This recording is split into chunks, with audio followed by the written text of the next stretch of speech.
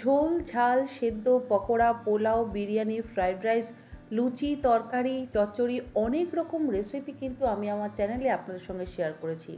তবে continental recipe খুব কমই শেয়ার করা হয়েছে। তাই ভাবলাম আজকে আপনাদের সঙ্গে ঘরোয়া কিছু উপকরণ দিয়ে একটা কন্টিনেন্টাল রেসিপি শেয়ার করি।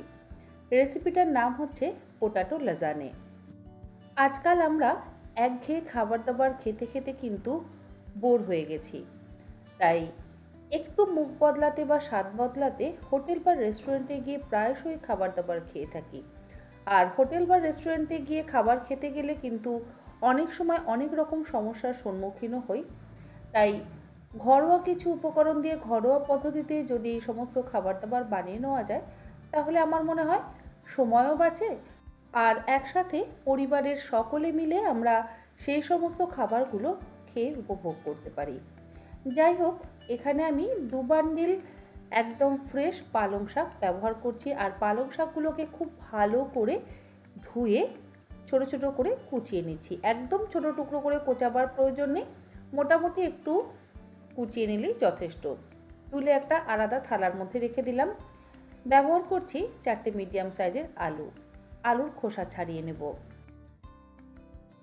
আলুর খোসা ছাড়িয়ে নেওয়া হয়ে যাওয়ার পর একদম পাতলা পাতলা স্লাইস করে কেটে নেব। আলুর স্লাইসগুলো খুব বেশি মোটা করে কিন্তু কাটলে হবে না, আবার খুব বেশি পাতলা করেও কাটলে হবে না, মোটামুটি মিডিয়াম সাইজ করে কেটে নিতে হবে। দেখুন আমি এরকম করে কেটে নিয়েছি। আর এর মধ্যে ব্যবহার করব কিছু রসুন। মোটামুটি এখানে 10 কোয়া রসুন নিয়ে নিয়েছি। রসুনগুলোকে একদম মিহি করে কুচিয়ে নেব। রসুনগুলোকে মিহি করে কুচিয়ে নেওয়ার পর এবার আমাদের একটা সস তৈরি করে নিতে হবে। তার জন্য ফ্রাই প্যানের মধ্যে দিয়ে দিলাম 1 চা চামচ পরিমাণের সাদা তেল, আর দিচ্ছি 1 টুকরো বাটার। বাটারও মোটামুটি 2 চা চামচ ব্যবহার করেছি। এই সস বানাবার জন্য কিন্তু খুব বেশি তেল বা বাটার ব্যবহার করবার প্রয়োজন নেই। বাটার যখন একটু মেল্ট হয়ে যাবে তখন কুচিয়ে নেওয়া রসুনটা দিয়ে দিলাম। গ্যাসের ফ্লেমটাকে মিডিয়ামে রেখেছি। 1 থেকে 2 মিনিট রসুন কুচিটাকে বাটারে ভালো করে ভেজে নেওয়ার পর এর মধ্যে দিয়ে দেব 1 কাপ পরিমাণে সুইট কর্ন। এখন কিন্তু বাজারে বেশ ভালো পরিমাণে সুইট কর্ন পাওয়া যায়, আর আপনারা চাইলে ফ্রোজেন সুইট কর্নও কিন্তু অবশ্যই ব্যবহার করতে পারেন, তবে আমি এখানে ফ্রেশ সুইট কর্নই ব্যবহার করেছি। কর্নটা দেওয়ার পর 2 মিনিট একটু লো টু মিডিয়াম ফ্লেমে ভেজে নিই। এর মধ্যে কুচিয়ে নেওয়া পালং শাকগুলো দিয়ে দিচ্ছি। এবারে গ্যাসের ফ্লেমটাকে হাইতে করে দিয়ে একসাথে ভেজে নেব। পালং শাক থেকে কিন্তু যথেষ্ট পরিমাণেই জল বেরোবে, তাই হাই ফ্লেমে সুইট কর্ন আর পালং শাকটাকে ভাজতে হবে। এরই মধ্যে দিয়ে দিলাম স্বাদ অনুসারে লবণ,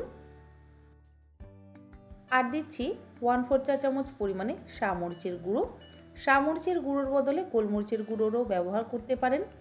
দিয়ে দিচ্ছি এখানে 1/2 চা চামচ পরিমাণে চিলি ফ্লেক্স। চিলি ফ্লেক্স যদি না থাকে না দিলেও চলবে, তবে একটু দিলে ভালো হয়।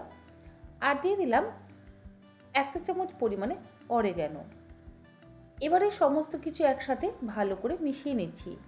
গ্যাসের ফ্লেম কিন্তু হাইতেই আছে। পালং শাক থেকে যে জলটা বেরিয়েছে সেই জলটা কিন্তু ভালোভাবে শুকিয়ে নিতে হবে। পালং শাক আর সুইট কর্ন ভাজা হয়ে যাওয়ার পর এর মধ্যে দিয়ে দিচ্ছি 1.5 টেবিল চামচ পরিমাণে ময়দা। ময়দাটা দিয়ে গ্যাসের ফ্লেমটাকে মিডিয়াম টু হাইতে করে দিয়ে আরও 2 মিনিট ভেজে নেব। পালং শাকের মধ্যে যে জলটা আছে ময়দাটা কিন্তু এই জলটা অ্যাবজর্ব করে নেবে। আর সসটা বানাবার জন্য অবশ্যই আমাদের একটু ময়দা ব্যবহার করতে হবে। ময়দা যদি ব্যবহার না করা হয় তাহলে আবার সসটা পারফেক্ট হবে না।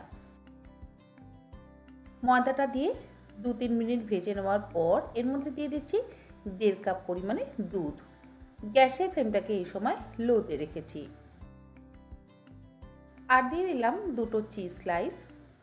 এরপরে গ্যাসের ফ্লেমটাকে মিডিয়ামে রেখে ভালো করে এই সমস্ত কিছু একসাথে মিশিয়ে 2 মিনিট ফুটিয়ে নেব।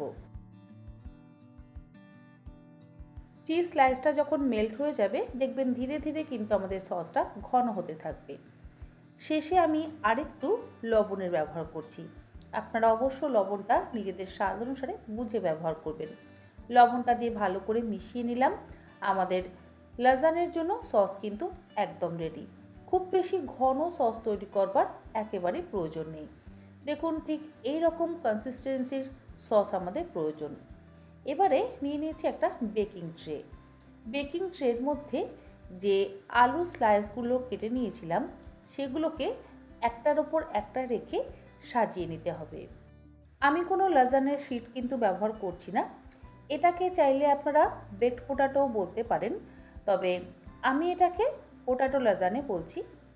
আপনারা অবশ্যই আপনাদের নিজেদের মতন নাম এই রেসিপিটা দিতেই পারেন। আর দেখুন কিভাবে একটার ওপর একটা আলু স্লাইস রেখে সাজিয়ে নিচ্ছি। এরপরে এর ওপর থেকে দিয়ে দিচ্ছি সামান্য পরিমাণে একটু লবণ, যাতে আলুর মধ্যে লবণটা ঢুকে যায়। লবণ দেওয়ার পর দিয়ে দেব অল্প একটু সামরিচের গুঁড়ো। আবারও বলছি, সামরিচের গুঁড়ো না থাকলে গোলমরিচের গুঁড়ো কিন্তু অবশ্যই ব্যবহার করতে পারেন, কিন্তু ঝালটা কতটা খাবেন সেটা সম্পূর্ণ নির্ভর করছে নিজেদের ওপর। দিয়ে দিলাম একটু প্যাপ্রিকা পাউডার। যদি প্যাপ্রিকা পাউডার না থাকে সেক্ষেত্রে আপনারা কাশ্মীরি রেড চিলি পাউডারও কিন্তু ব্যবহার করতে পারেন। সমস্ত কিছু দেওয়ার পর এবারে যে পালং শাক এবং সুইটকর্ন দিয়ে সসটা আমরা রেডি করে রেখেছিলাম সেই সসটা আলুর ওপর দিয়ে ছড়িয়ে দিচ্ছি। চারিদিকে সমানভাবে ছড়িয়ে দিয়েছি। এরপরে আবারও একটা আলুর লেয়ার উপর থেকে দিয়ে দিচ্ছি। যদি পরিবারে মেম্বার বেশি হয় তাহলে আপনারা কিন্তু এই পরিমাণে অবশ্যই করতে পারেন।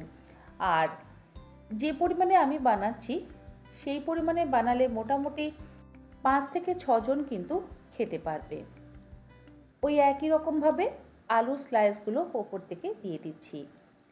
আবারও আলু স্লাইসগুলো ওপর থেকে দিয়ে দেওয়ার পর আলুর ওপরে অল্প একটু লবণ, অল্প একটু সামরিচের গুঁড়ো আর একটু প্যাপ্রিকা পাউডার দিয়ে দেব।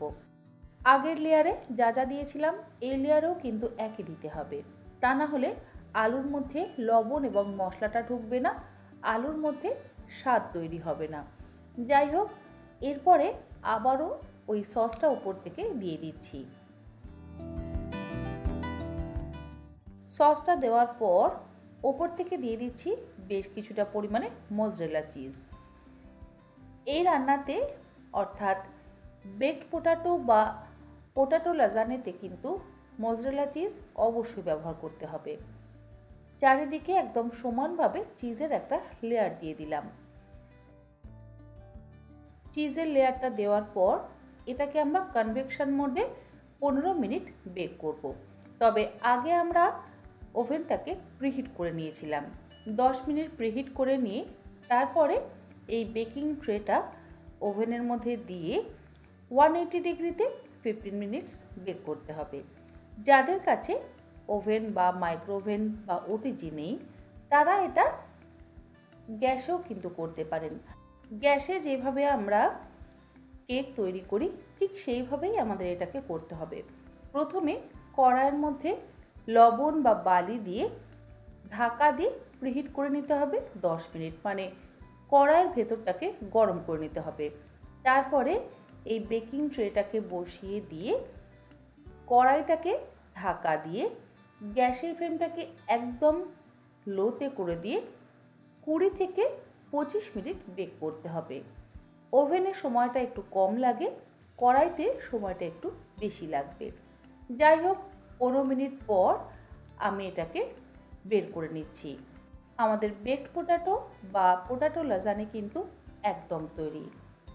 বাচ্চা থেকে বড় সকলেই এই বেকড পোটাটো বা পোটাটো লাজানে খেতে কিন্তু ভীষণই পছন্দ করবে। হোটেল বা রেস্টুরেন্টে গিয়ে না খেয়ে আপনারা বাড়িতে সহজে কিন্তু এই রেসিপিটা অন্তত একবার ট্রাই করে দেখবেন। আশা করি সকলেরই ভালো লাগবে। তন্হির পাকশালাতে তো অনেক রকম রেসিপি শেয়ার করেছি, তবে আমার মনে হয় এই রেসিপিটা একেবারেই অন্যরকম। আশা করি অন্যান্য রেসিপিগুলোর মতন এই রেসিপিটিও আপনাদের ভালো লাগলো। আজ তাহলে এই পর্যন্ত। আবার হাজির হয়ে যাব অন্যদিন অন্য কোনো রেসিপি নিয়ে। ভালো থাকবেন, সুস্থ থাকবেন। ধন্যবাদ।